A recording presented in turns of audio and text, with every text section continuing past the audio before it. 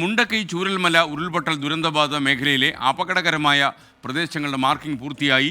പുഞ്ചിരിവട്ടം മുതൽ ചൂരൽമല വരെ 123 അതിർത്തി കല്ലുകൾ സ്ഥാപിച്ചു കഴിഞ്ഞു. സുർജിത് അയ്യപ്പത്ത് ചേരും വിവരങ്ങളുമായി. Good morning again Surjith Ayyappath, പറയും. Good morning SKN.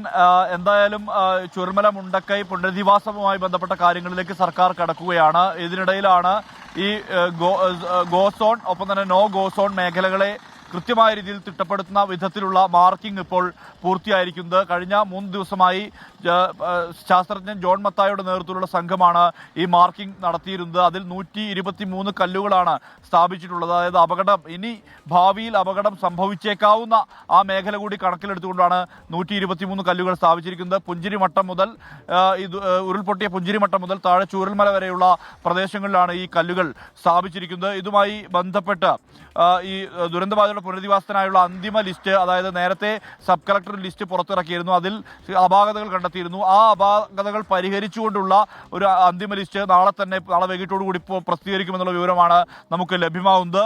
അതോടൊപ്പം തന്നെ ഈ നാളെ തന്നെ അനുബന്ധമായി 2 ലിസ്റ്റുകൾ കൂടി പ്രസിദ്ധീകരിക്കാനുള്ള നീക്കമാണ് ഇപ്പോൾ റവന്യൂ വകുപ്പ് നടത്തുന്നത്. അതിൽ പുതിയ സർവേ പ്രകാരം നോ ഗോസോൺ പരിധിയിൽ ഉൾപ്പെട്ടവർ അനുബന്ധ ലിസ്റ്റിൽ ലിസ്റ്റിൽ ഇടം പിടിക്കും.